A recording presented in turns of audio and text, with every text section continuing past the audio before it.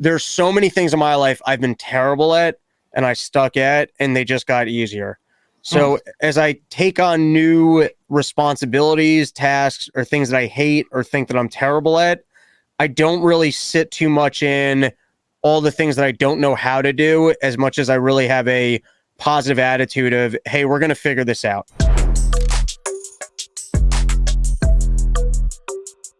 We are live, ladies and gentlemen. We are here with the one and only, the king of the cocks, the COVID Jesus, Robbie the Fire Bernstein. Thank you, sir, for joining me on today's podcast.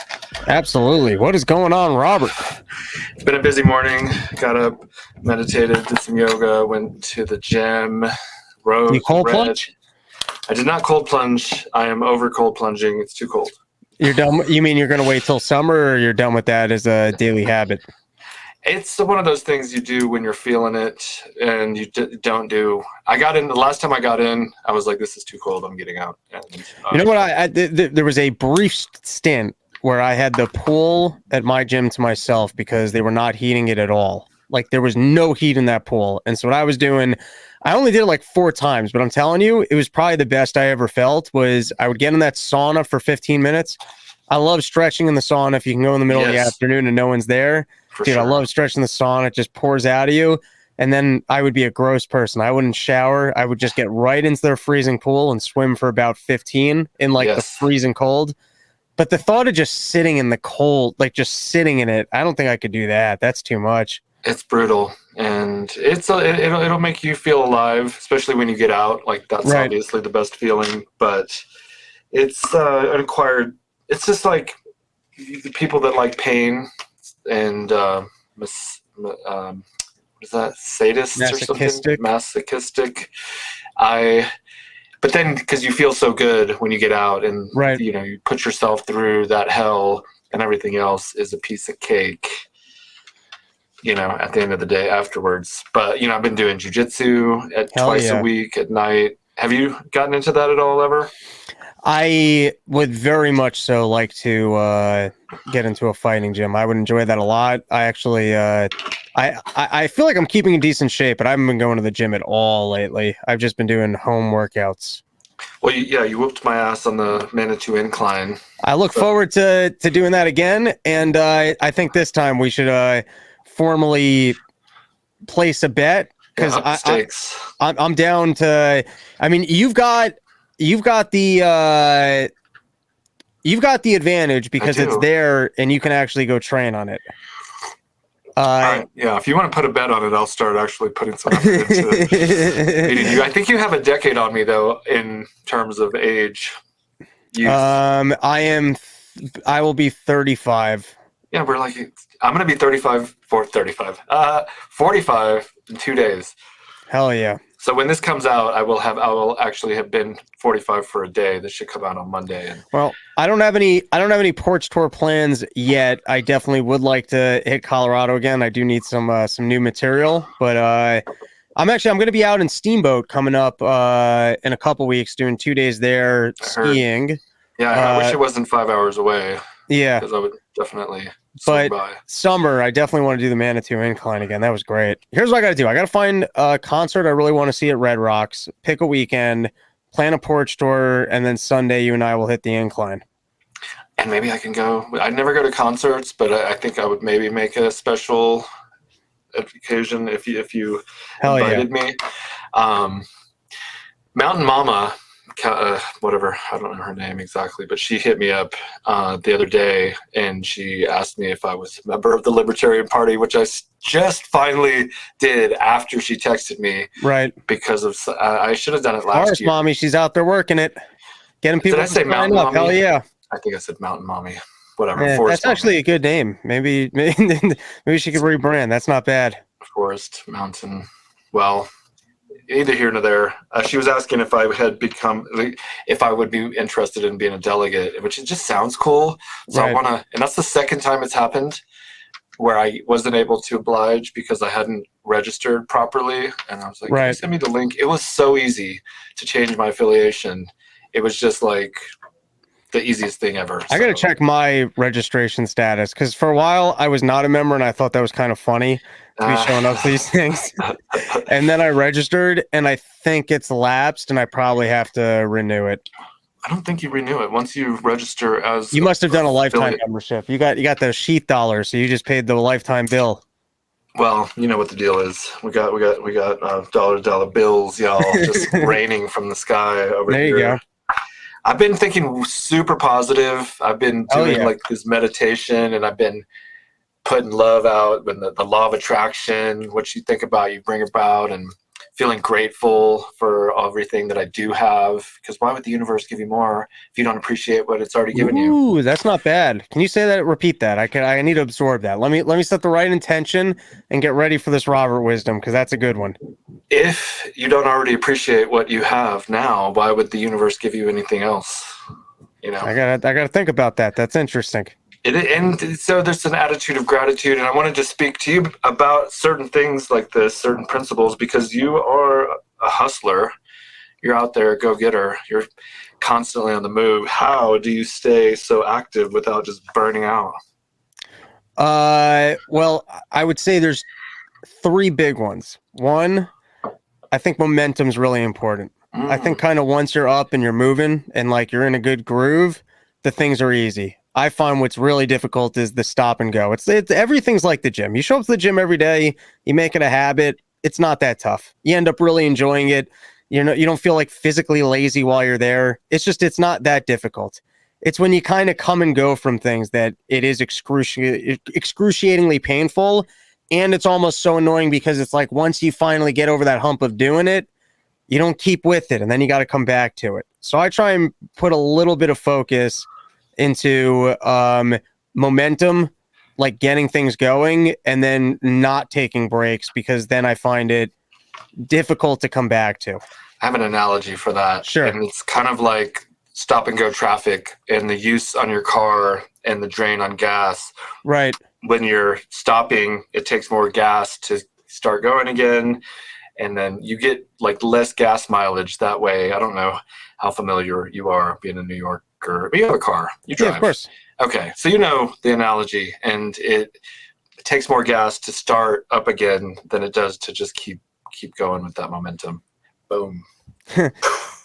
So I do. I don't always successfully utilize that strategy, but I do find as much as possible.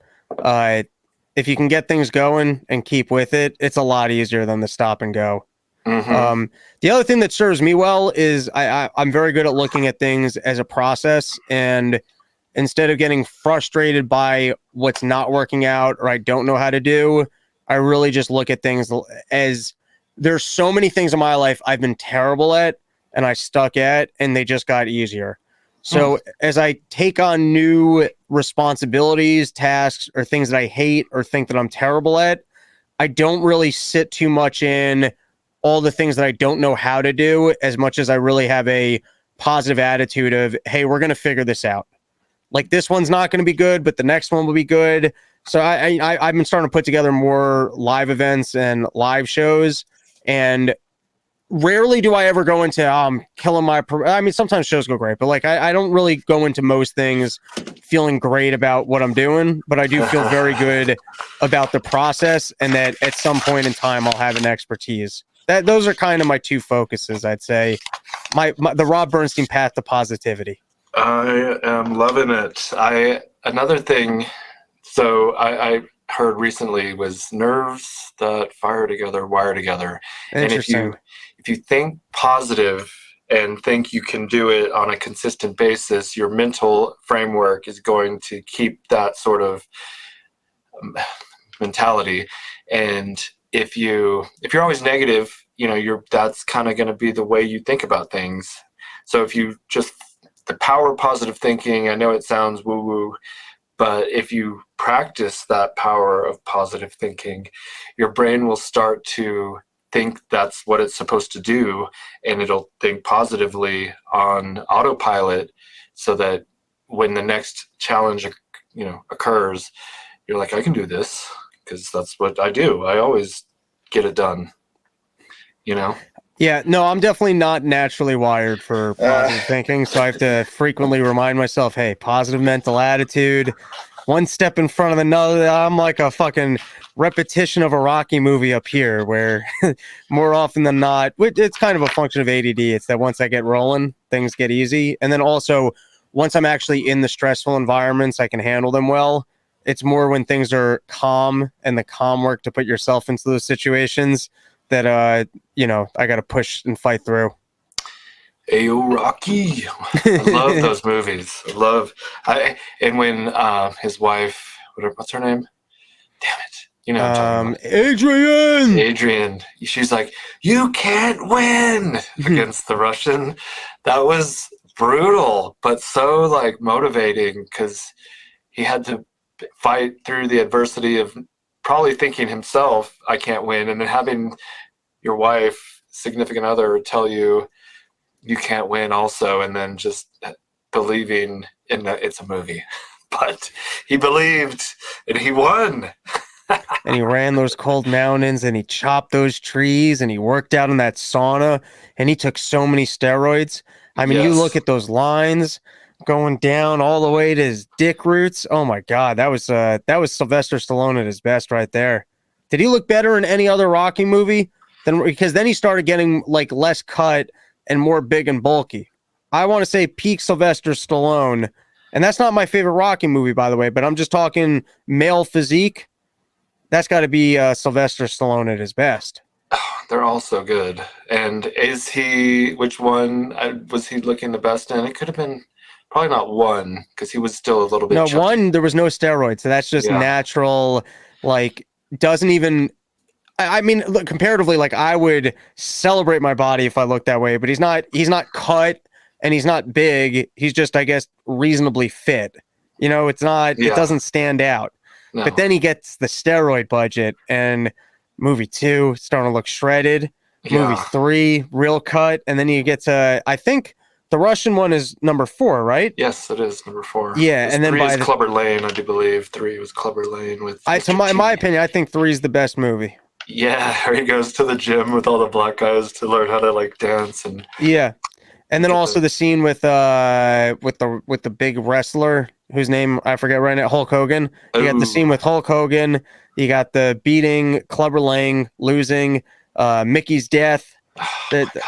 That movie to me is the best. That's the best Rocky film. Well, the one that sticks out the most to me is the speech that he gives to his son when he. It's not about how hard you can get hit. It's how many times you get punched in the face around. Exactly. Yeah. It's like it's how many times you get back up.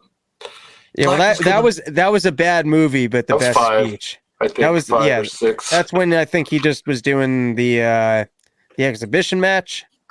Yeah, and he like had a restaurant, and he was like kind of done. It was after the not Tommy Fury, but Tommy. I think that's the worst movie. I think that's the worst of all the Rockies. Is the Tommy Gunn one? Tommy Gunn. Yeah. Good name. Did you watch Tommy Fury versus Jake Paul this past weekend? No, I watched the highlights, which wasn't even the best recap, so I didn't even really get a feel for the fight. But it was exciting. Was it? I mean, it was pretty close, but pretty quickly I could tell Tommy Fury was winning, and I wanted Paul to win just to keep that hype train going because it's exciting and it's good for the sport. And I don't know how people are going to respond to his next fight. Only to say maybe they'll be like, well, at least we know it's not rigged, or because people were claiming people were taking falls. But yeah, Tommy had when I saw this one punch, like Tommy punched down as Jake Paul was pulling away. Like Jake Paul had ducked and was pulling away, and Tommy had the kind of the reflexes to punch like the top of the back of his head so fast. I was like, oh, this dude is like keyed in. Like when he has this whole, he's been doing it since he was 6. At the very end of the fight, he even said to him, he's like, look, you've been fighting for 3 years. I've been fighting for 17 years. There's a huge muscle memory difference. And he gave him props. Tommy gave Jake Paul props. It was a good dance. he said, and I like Tommy Fury more. I did not like him because my first introduction to him was my daughter, who's 21, or she's gonna be 22 on the same day. We have the same birthday. Oh, that's pretty cool. Madison. Yeah, she was born on my 23rd birthday. Great birthday present. But she was watching Love Island, which is this fuck fest of a reality show from Great Britain. So they put like 6 hot guys and 6 hot girls and cameras and alcohol and say, have at it. And, right. And so that he was on that. He's a reality show star as well. Right. And I just he's too pretty. It's almost annoying. I was like, this guy's too fucking handsome. I don't like him. Right. Hating. I'm over here hating. How old is he? 23. Oh, that's interesting. Because I was wondering why he wasn't already more established in boxing with Fury as an older brother. Mm-hmm. But I guess that makes sense. He's only 23. Yeah, and he is very impressive. So I thought for sure Jake was going to win. Sorry we're talking about this, but we're going where the wind blows, baby. Because I like no plan. What have you been doing? So you're doing jiu-jitsu. Are you doing any Muay Thai or boxing or anything like that? No, it's all straight Brazilian jiu-jitsu with a Brazilian coach who speaks Portuguese. He barely speaks English. He calls me Hobbit. They don't pronounce the R's. And I love it. Actually, really. Right. He's like, Hobbit, good job, Hobbit. And, pay attention. They put the L's in the places where they're not supposed to be. But, you're doing these chokes that are, with the gis. But I actually moved from the white belt class over to the no-gi so that I could roll. So right. half the class now that I go to is strategy and technique, and then half is rolling, which is 30 minutes of sparring.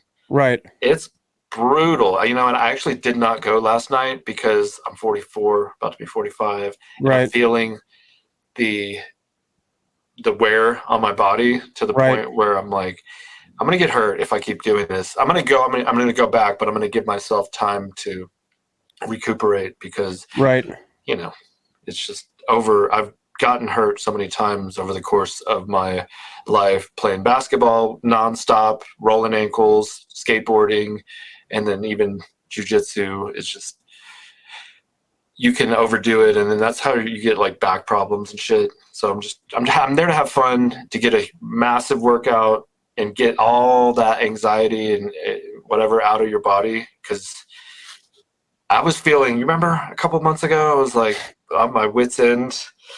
And now I'm like just free as a bird, baby.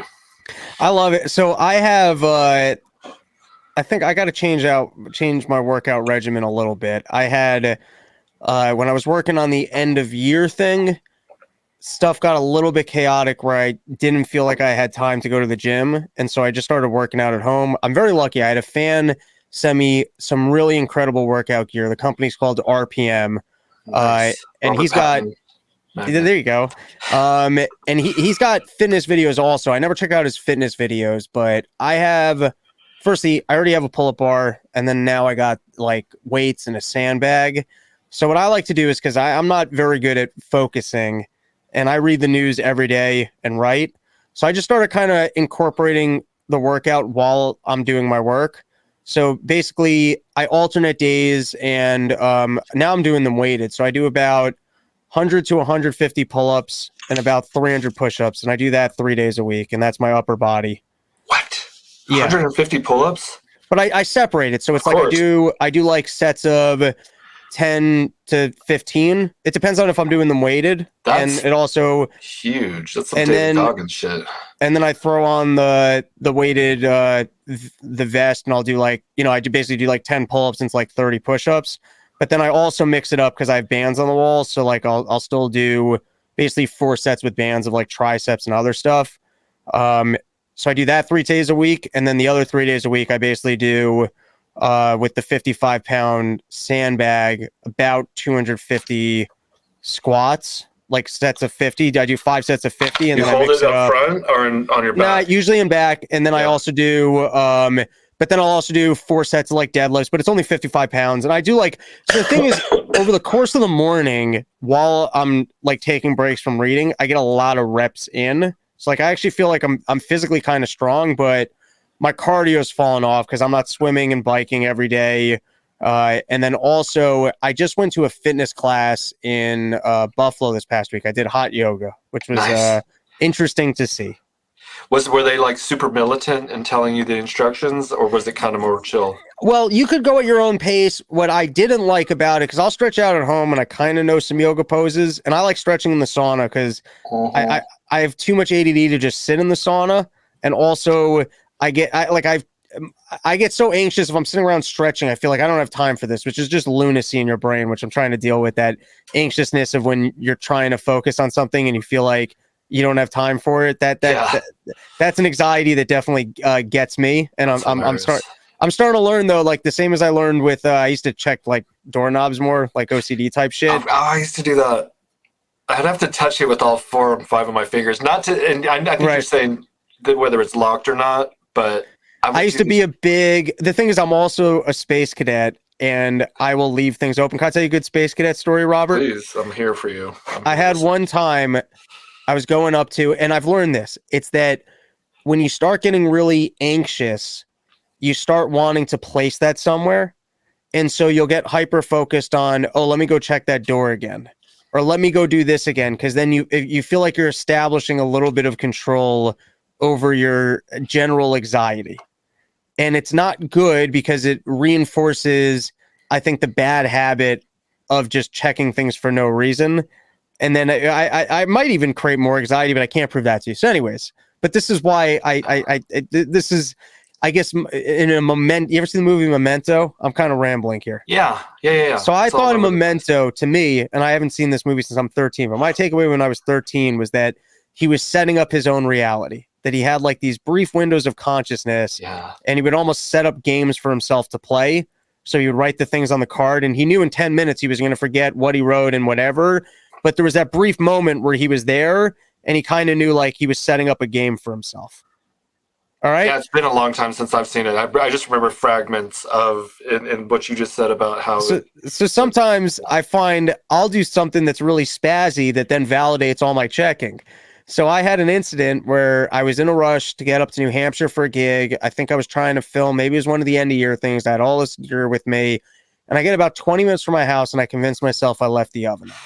And I'm like, I'm already 20 minutes out, and I was like, it's not going to sit right. I got to go back. So I turn around. Now, turning around at 20 minutes out, that means I'm adding 40 minutes to what's a 5-hour drive, and I'm already running late. So now I'm weaving in and out. I get back to my apartment, and I left my sink just filled with like dirty pans, and I'm like, this is gross. So I don't have time to wash this, but at least let me put some like soap and water on this, right? So I just put down some soap. I put some water on it, like just so like when I come back, I can like easily scrub it type thing. Right. Check the oven. Oven's off. Check the thing off. Now I'm already in here. Check all the outlets type thing. I leave, right? I come back 3 days later. I think 3 days later. The water's running. Yeah. No, shut up. Yeah. I'm standing outside, and I'm like, why do I hear water? And I open up the door. 3 days. And the fact that like the sink didn't clog with the amount of shit that I'd left in there and flooded my apartment was literally just God decided to bless me on that particular day. And I was like, I thought it was dually funny that one, I was thinking, okay, this is why I check things, because I make mistakes like this. But then I was also realizing that the anxiety of coming back to check something set up that situation. That is hilarious. Yeah, you're very lucky that it didn't flood, because that would have been a nightmare. Oh my Obviously. God. Yeah. And also, I feel like my neighbors are very keep to themselves type people. So I don't even know to what extent water would have to be coming out of my unit before they would actually even call the landlord. You could be like Jeffrey Dahmer and like have dead bodies in your apartment, and they would be like, "Oh yeah," no one would say nothing. Yeah, yeah. Like, something smells. People have cooked food on this hallway worse than the smelling of rotting corpses. So I feel like I could get away with it for quite a while. You're in Connecticut now? Yeah, Stamford, Connecticut. Stanford, ooh, fancy. Yeah. But back to the fitness thing, I do feel like I'm missing out on the focused gym time, which I think is good, a little bit better for your brain and actually sweating it out, getting some cardio in. You know what I mean? Like, I feel like I'm not being too lazy and inactive, but No, it sounds like you're staying on top of it. I had my boy Steven with the long hair. He's right. a fitness expert at this point, and he sent me some workouts. And I only needed like 3 or 4.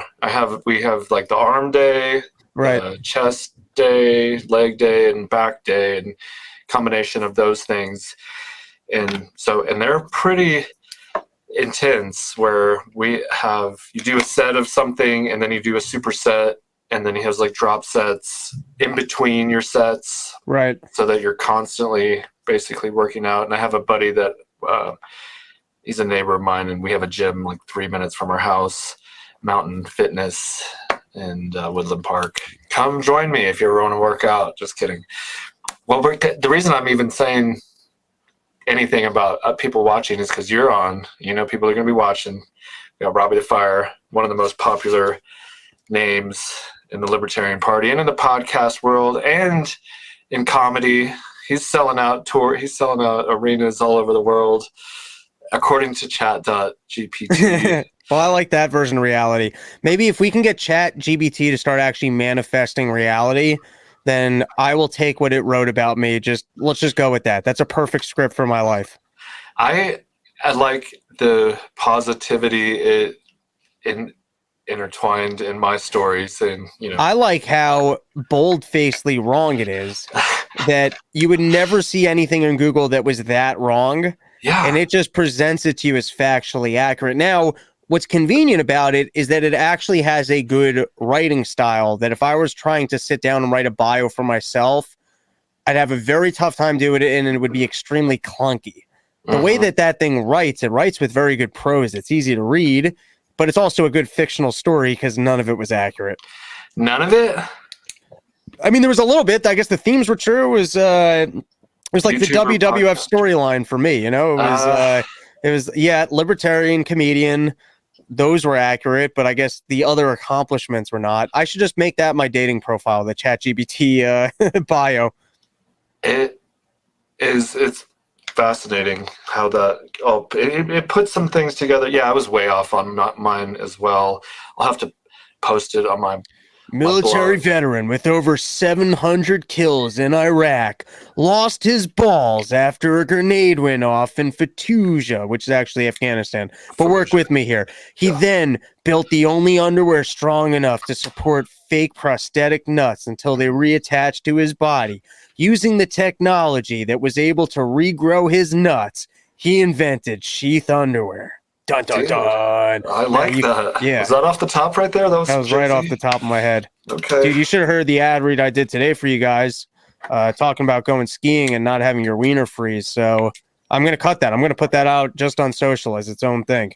Thank you. Yeah, we're doing pretty well. I mean, we had a little bit of a rough patch with the recession that they're not calling a recession. But we're withstanding, we're holding our ground, we're like anchored in, and we have all these fucking competitors that are trying to jump in the market to get the separated balls space. Yeah, I mean, like, I'm the separated balls guy. What are you doing? This is my thing. Quit trying to copy me. I'm the separated balls dude. It is something to behold. But it seems like they're not going all the way with it. You got Hanes. They just want 2 little lines in there. It's almost like an inverted labia on the side of your underwear. Who wants that? That's not protective. That's not supportive. Yeah. Who are the other ones stepping into the space? I mean, you got Shinesty, ErgoWear, Separatech, 2 Under, My Package, Beneath. There's so many, but there's even more like now, and I see all these guys, and they're like blown away. They're promoting these new pouch underwear products, and they're like, "Dude, separates your balls from your legs." And I'm like, "I've been doing that, yeah, for a minute." But I do like your enthusiasm, and I appreciate that. Ultimately, those companies are either going to fade away, or maybe they stick around, whatever the case may be. But they're bringing more awareness onto this product. Ooh. So you Yeah. think it actually helps because it brings more awareness and you're best in the space. So hopefully they convert someone to the idea and they want to research pouchware and then they realize, oh, but there's these sheath guys. So you think it actually helps. I think it helps. I'm not like You got to be, scared. you know, now you got to start playing it. Best in separation, first in separation.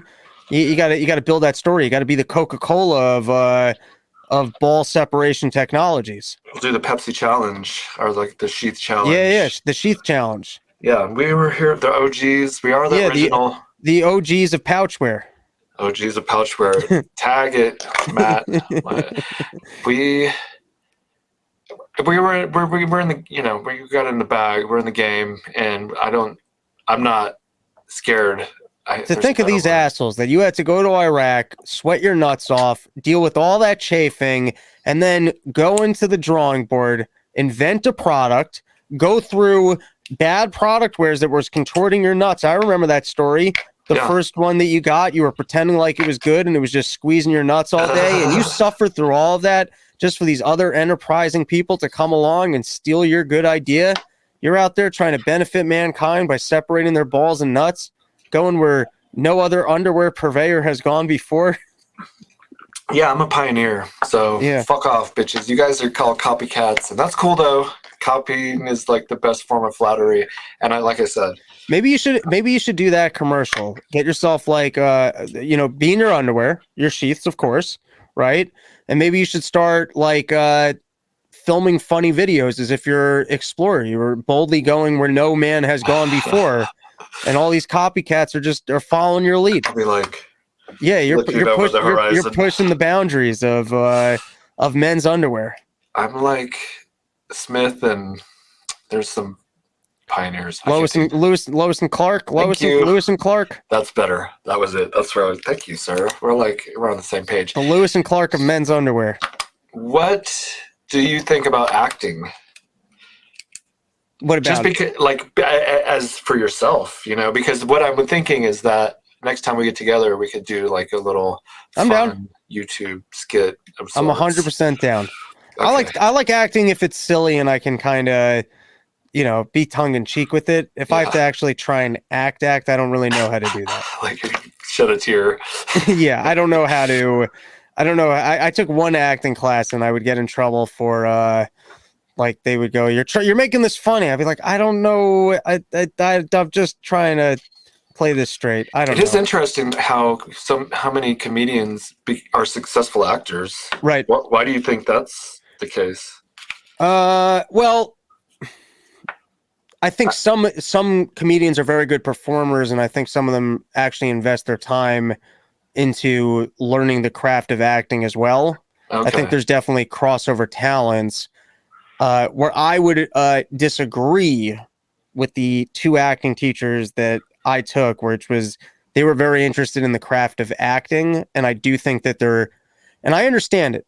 These guys, they think, and I understand it. Sometimes you get comics surrounded by straight actors, and like the actors are playing things straight, and that can make things very funny when you write things for an actor and they're playing it straight. But I do think there's something to comedic acting, which is very specific to comics when they're using their delivery and they're being funny. Like I would say Norm Macdonald's kind of that way. You can watch him in any sitcom and he's being Norm and it's funny. Yes. But there's a lot of examples of that where comics are kind of using their comedic delivery, but in sitcoms or other type places. Yeah. And I can almost like watch a sitcom sometimes and I see a guy who's being funny. I was like, oh, that guy must be a comedian. Not that I ever watch sitcoms, but I'm just saying every once in a while I've come across something and go, oh, that guy's really funny. He must be a comedian. So I do think typically they are acting like themselves. For instance, like Russell Brand, comedian, whatever, and he did acting and he would just kind of play himself, or Seinfeld. Right. Not necessarily Jim Carrey. Jim Carrey, you know, went onto the Eternal Sunshine of a Spotted Mind. That movie, have you seen that? I'm sure you've seen it. Yes. Not recently, but yes. Yeah, that was pretty good because whatever. And Shane Gillis is pretty good at acting on his thing. I had an idea for Tim Dillon. But Shane, firstly, I got to watch the Gillian Keeves full video. Every one of the sketches he put up on YouTube were brilliant and great.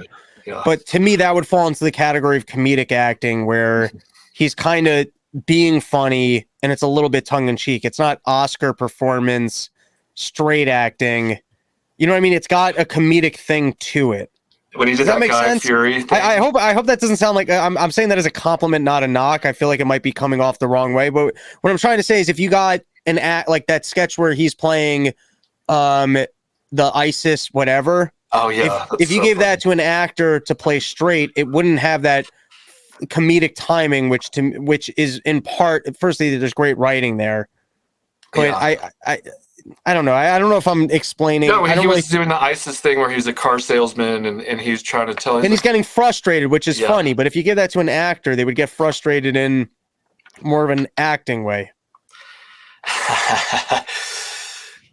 Well, he's. I think he's playing a SNL kind of a skit where it's not serious acting. He's got to be the best to ever just do independent sketches. I mean, Ryan Long might be the best in the like political kind of satire category. Yeah. But in terms of comedian that just straight up put out sketches on YouTube, Shane's got a he's up there for sure. Chappelle.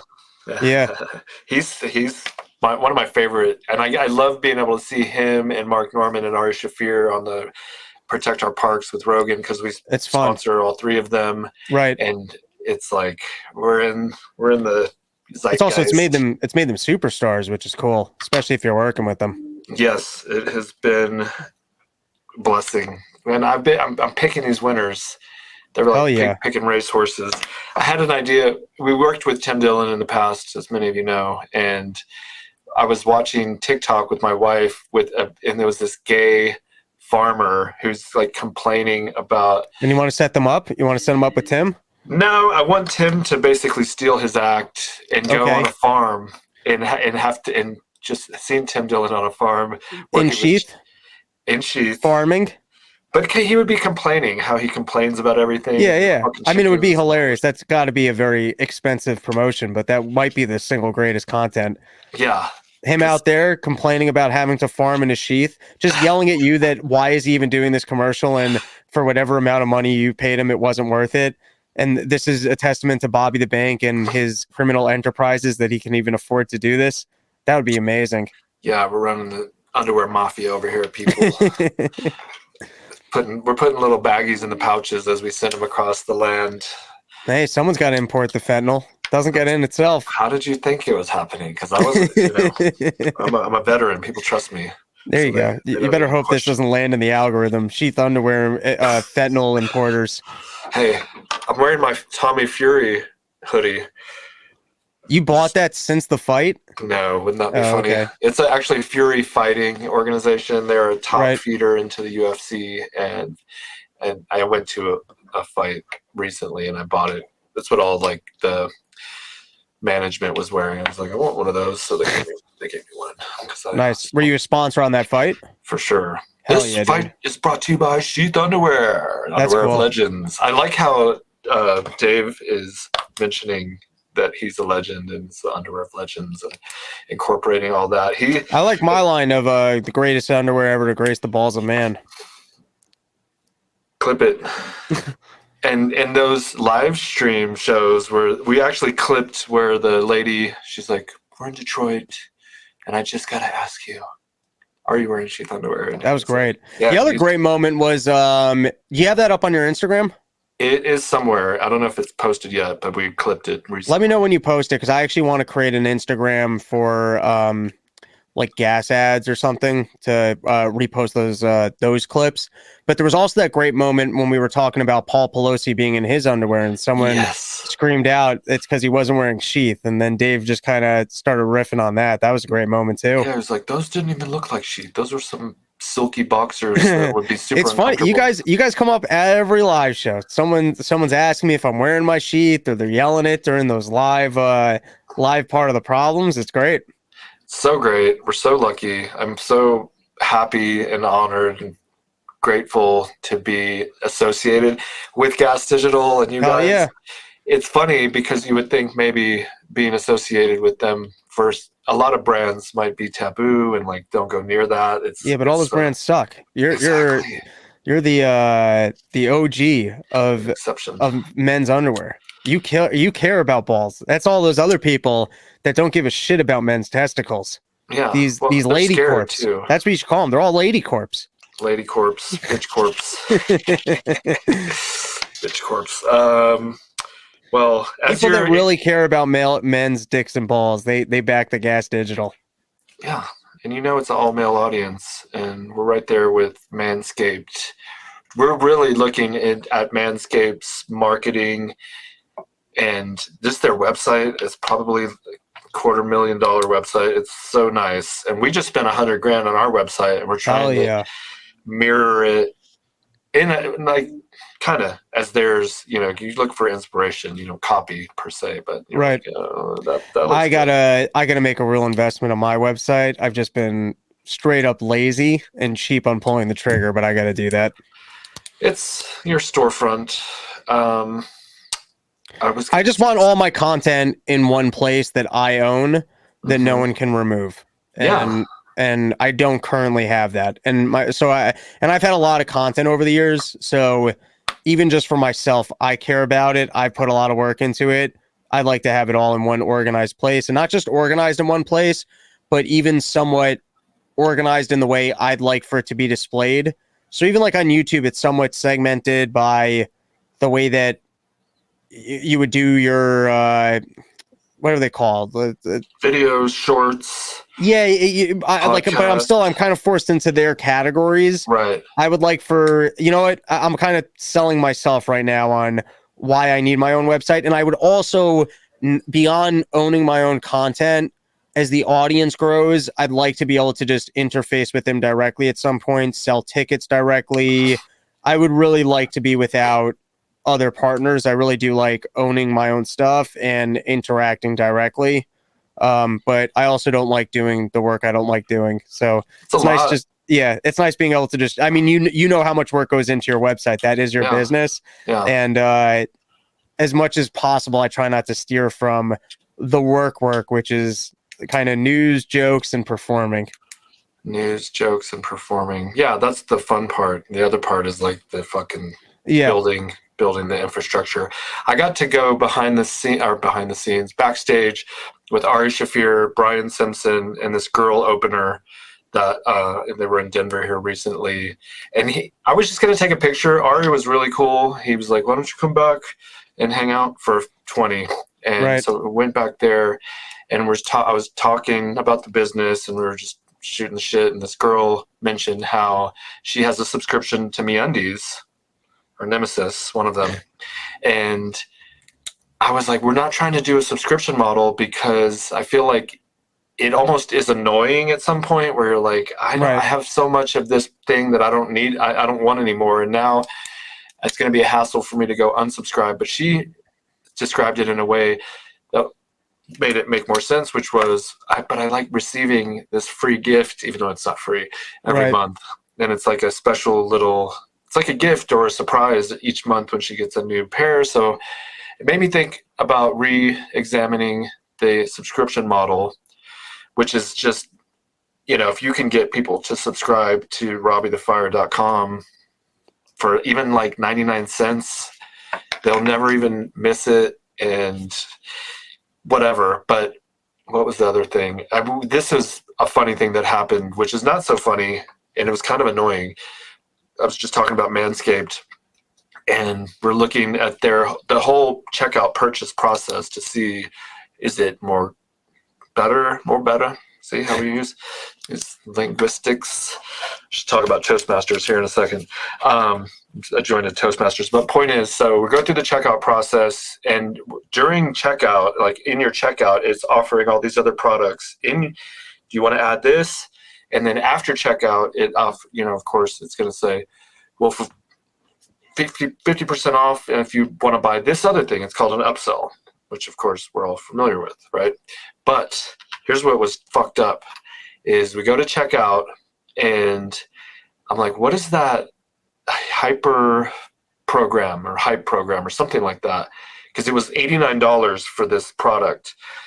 And I was like, just like, that's weird. It basically auto subscribed us to this hype package, and you had to auto subscribe. I don't like that at all.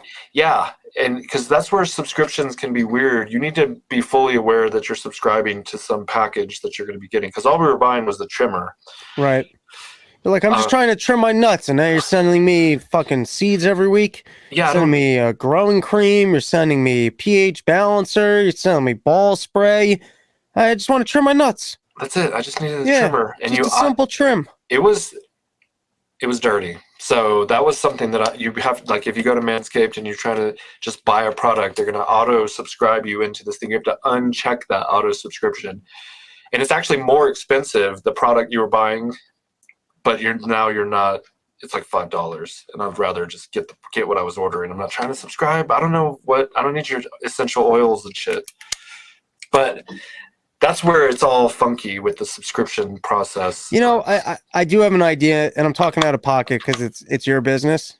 Like, and it's not. I don't sell. It's not my thing.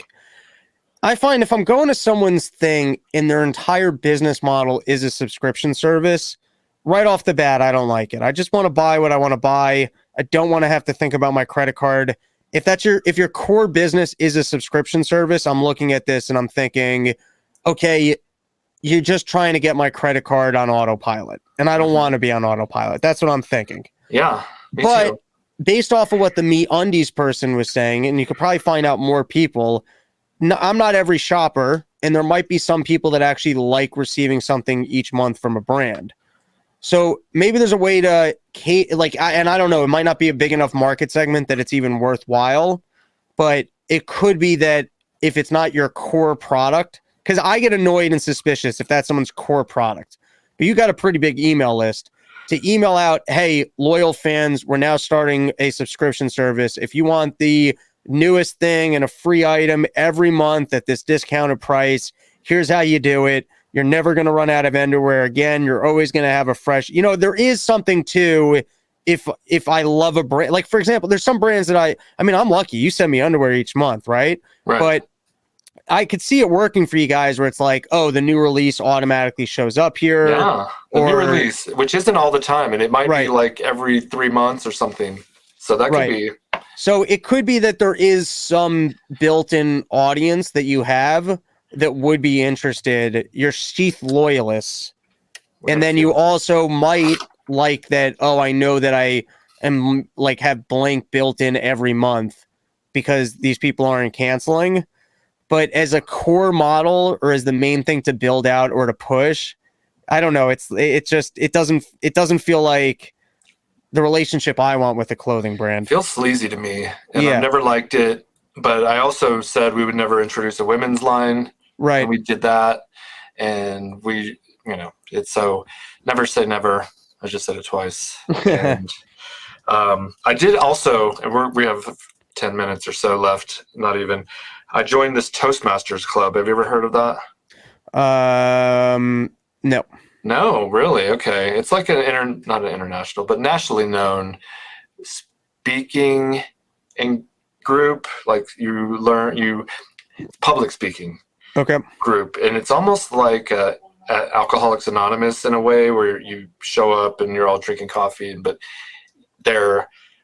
you get up and you talk about a specific topic, or they'll introduce this topic where you have to kind of ad lib a speech in the moment, and it's to improve your public speaking skills. That's great. Yeah, as a podcaster, you think you get better just doing the podcast, but it's been 4 years now, and I think I got about 3 new subscribers. So I need to improve myself, because I get the guests. I get the best guests, obviously, and it's amazing that it is a saturated field to be. You've been doing this 4 years, the podcast? A long time. Hell yeah, dude. Not bad. Yeah. I actually started in 2012, but that was called Mushroom Tea, and it was like tea talk. Okay. Just coffee talk. We're just having a chat about nothing. Same thing as Rogan. But how are you seeing massive growth with I mean, because you get kind of like some Right. of the carryover from Part of the Problem as well, I assume. Honest answer. I love doing the pod, and it actually amazes me how many people listen to the podcast comparatively to doing stand-up. I mean, every episode of my podcast might get between 5 and 7,000 viewers. Nice. That's So a lot. that's pretty crazy to me that there's upwards of 7. I mean, I've had episodes that have done more than that, but I would say typical episode is probably like in that range, probably on the higher end of that. Let's just say I get about 7,000 episodes, 7,000 downloads an episode. Yeah. So to me, that's firstly the freedom in the way that I just absolutely rant about stuff. I do get to constantly practice new jokes, which do not carry over to stand up, but I get to do jokes that work well for the political show format. So I love podcasting. I feel like I've gotten a lot better at it by doing it. The growth has not been like there has not been just steady growth, and it's almost odd to me that I haven't been able to convert more of the Part of the Problem audience, because Part of the Problem is substantial, like multiples larger. And I've also done other podcasts, so I don't really know. I don't really know. Like it seems to me the biggest growth have come, and maybe it's my own failures of not pushing the show enough on Part of the Problem. But it seems as if I've plugged very specifically, hey, here was a segment that I was talking about on Run Your Mouth, people will go check it out. And then I do think once people check out the show, I keep a lot of them. I think a lot of people go, oh, wow, how come I didn't check this out sooner? And then they stick around. What was your question? I don't know. Well, I like hearing your answers on Part of the Problem, which is one thing. And if you kind of promote your podcast from Part of the Problem as something along those lines, like if you want to hear more of my opinions, come over, check me out on Run Your Mouth podcast. And essentially what I'm doing now, I'd like to get to 3 days a week for Run Your Mouth. At the moment, it's more like 2 because I'm traveling too many weekends. But essentially, I do Part of the Problem 3 days a week, and I'm doing Run Your Mouth on the other days. And then I'm talking about the topics that maybe Dave wasn't interested in, or the topics that we didn't hit because it wasn't on the day that we're doing Part of the Problem. So I essentially do like a daily political podcast. 3 days a week, it's Part of the Problem. 3 days a week, it's Run Your Mouth. And Run Your Mouth is way different from Part of the Problem. And that I talk about different topics, and I do not present as professional, and I'm more all over the place. I know. Well, I don't know how true that is. You do have a photo. What is that called? PowerPoint. You usually have like a PowerPoint going. And Dave, after I learned about this Toastmasters thing, and one of the directives or points of going there is to prevent yourself from using the filler words like and on, or so, and like is a big one. And I noticed him, and I think it was just a particularly bad podcast for him where he seemed distracted because every other word was like, so, whatever. And I never noticed it until I started trying to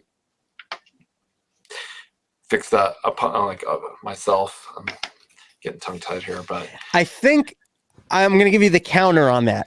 I also, because I have a bit of a sales background, and I listen back to almost every episode of Run Your Mouth, maybe not in full, but for the most part, I listen back to it afterwards. And I pay attention to the the likes, and that stuff on Run Your Mouth. And I also have somewhat figured out a cadence. If I talk in this cadence, if I take the pauses, I can correct for it. It's all about the pauses.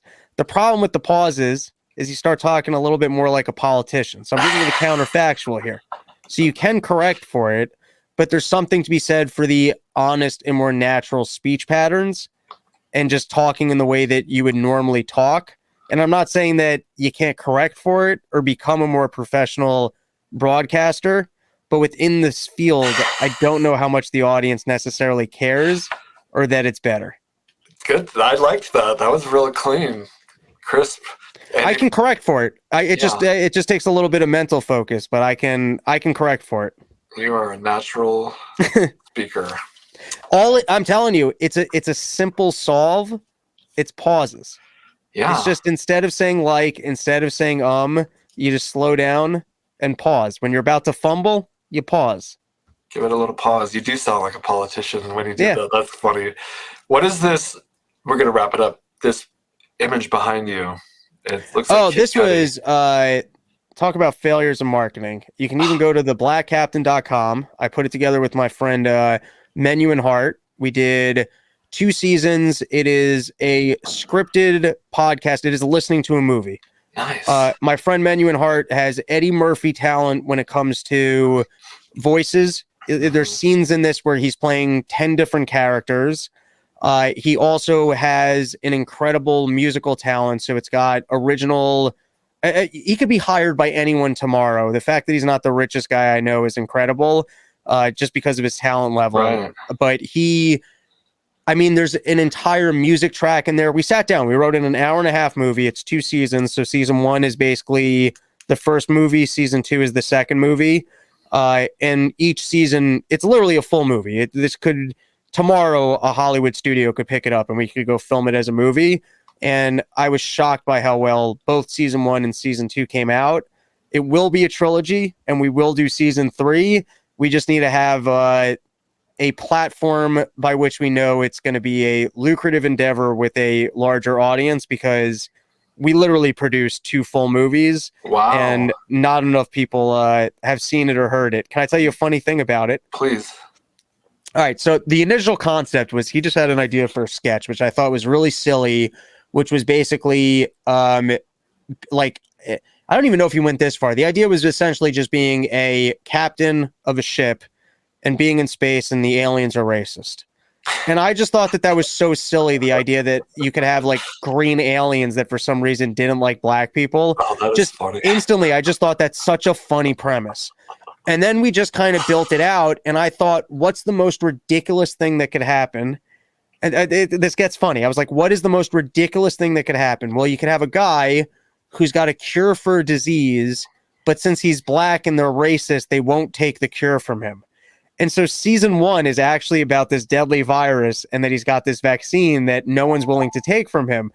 And at one point we managed to take, I was working my sales a little bit, and we took some like higher level meetings with big companies who wrongfully thought that there was a pro-vaccine storyline, which it just wasn't. Oh my God. Did it coincide with the virus and everything? No, that's what I'm saying. I wrote this thing 2 years before COVID was a thing. We released it a year before COVID even existed. So season 1, which the storyline is definitely about a virus and people who are hesitant to take the cure for it. It's just interesting that it predated COVID. Yeah, that is funny, and coincidental. And how can we watch that? Because I want to see it. Are we here? I will send. So firstly, if you go to theblackcaptain.com, you can order season 1 and season 2. If you remind me, I will send you the audio files. I recommend the best way to consume this is you got a long car ride and you're alone in your car. I promise you'll be the best 1.5 hours. Nice. I'm telling you, it's you'll be surprised by how unbelievably good the production value is on it. I like the artwork behind you. Yeah, we got some really good artwork. That was can I ruin a joke in the movie for you? Yeah.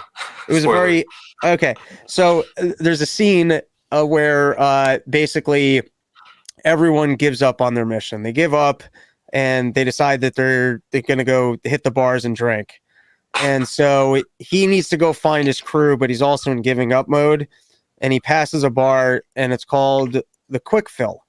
And he goes, I'll go drink in there. And then it turns out to be an alien gay bar where they fill you up real quick at the bar. Oh, no. That's not. Which was, what is that, a meteor? Yeah, it's a meteor rock, so coincidental. You got a piece of meteor? Yeah, it gives me good energy, calms me down. I like it. Helps you manifest. You hold it and you feel like a god of sorts, like Thor. Yeah. the other dude with all the rings. Yeah. I can't think of his name. Damn it. But that's our podcast, ladies and gentlemen. I appreciate you coming on here, Robbie the Fire. Subscribe to his podcast because his is way better than this. Nah, you're killing it, buddy. Yeah, I do enjoy it. You're coming in with the success tips. Exactly. I'm trying to show people that if I can do it, you can do it. We can all do it and live a good life here on Earth, make heaven on Earth possible. The Manitou Incline Challenge. We'll be in touch closer too. Maybe we'll invite more people out. We can make it a SHEATH event, an actual race. That would be awesome. Yeah. I think I know how to train for it this time. I think I know exactly what I need to do to be able to maybe run that thing top to finish. We'll see then. You'll have to. Now, the problem is there's no way to quite train for it without being on it because the steps are uneven. They're paced differently in different segments. You've got the altitude element. The altitude. So there's a lot to that specific obstacle that can only be trained at that obstacle.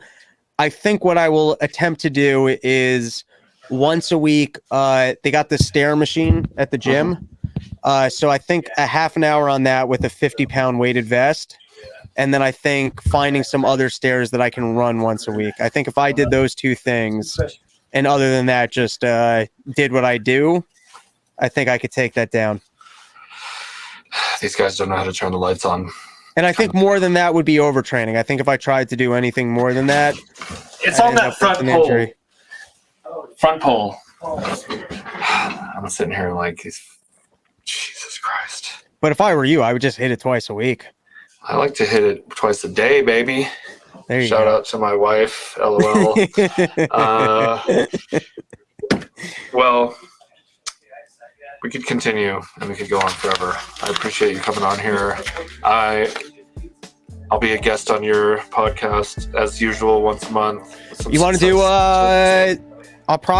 I'll confirm with you. I'm probably doing an episode next week, Monday and Wednesday, so you can take your pick. 11 a.m. Either one. Let me know. I will text you to confirm. Black Captain, RobbieTheFire.com. Part of the problem. Run your mouth. King of the Cocks. COVID Jesus. Robbie the Fire. Thank you for coming on. And I'll see you next time. See you guys next week. Peace. Hell yeah. Later, dude. Later, bro.